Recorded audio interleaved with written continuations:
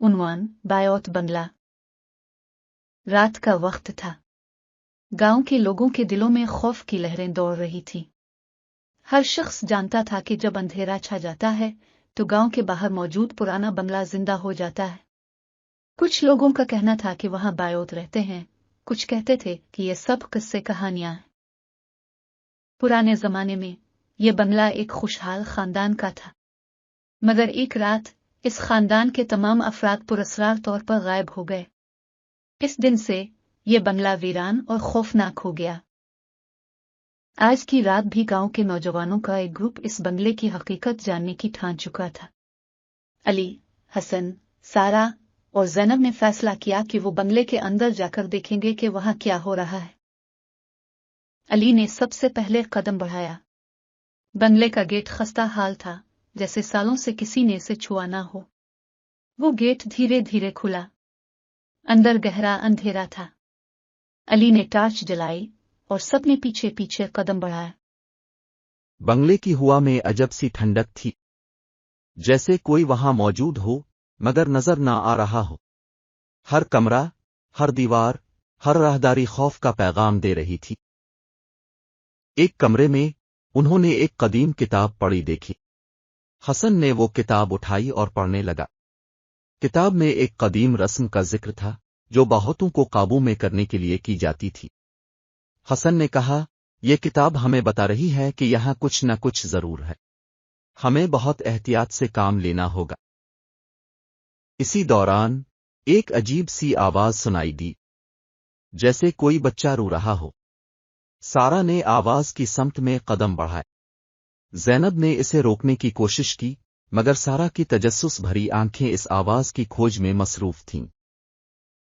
जब वो आवाज के करीब पहुंचे तो उन्होंने देखा कि एक बच्चा कोने में बैठा रो रहा था, मगर जैसे ही वो करीब पहुंचे बच्चा गायब हो गया। उस वाकये ने सबके रोंगटे खड़े कर दिए।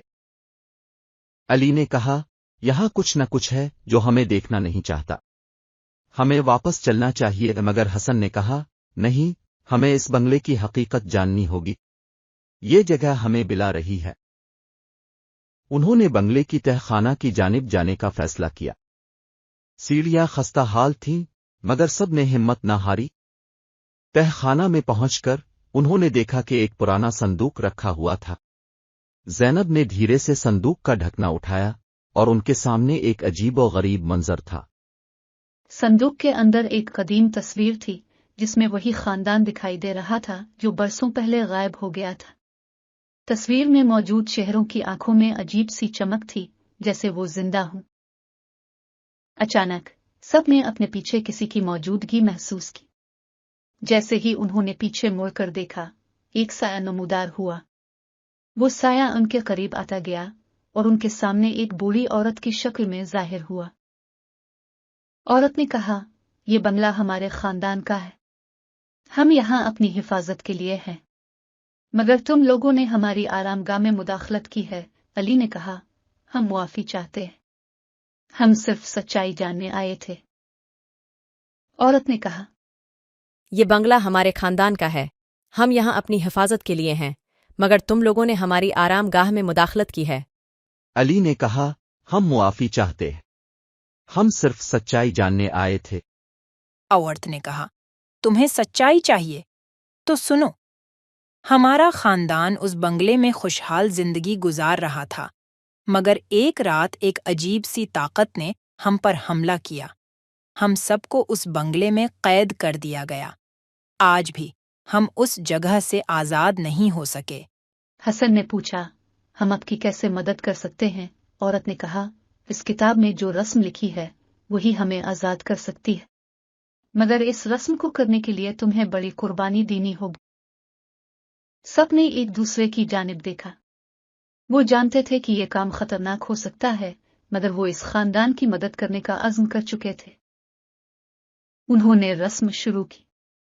हर कदम पर उनके दिलों की धड़कन तेज हो रही थी।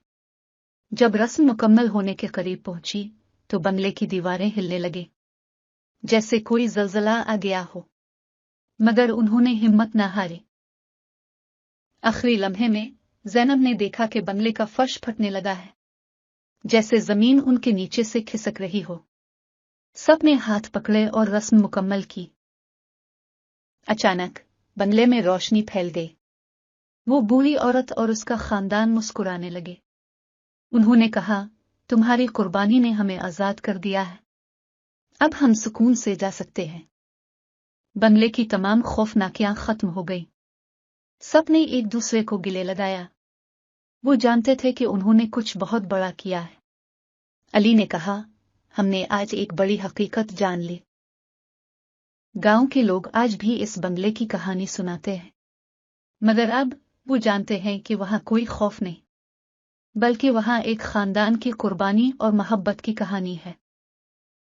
कहानी सुनाने के बाद गांव के बुजुर्ग हमेशा कहते हैं, खौफ कभी कभी सिर्फ हमारे जहनों की पैदावार होता है, मगर जब हम दिल से काम लेते हैं तो हर खौफ का सामना कर सकते हैं। ये कहानी आज भी लोगों के दिलों में जिंदा है, क्योंकि यह सिर्फ एक बंगले की कहानी नहीं, बल्कि एक अज़्म, हिम्मत और मोहब्बत की दास्तान है।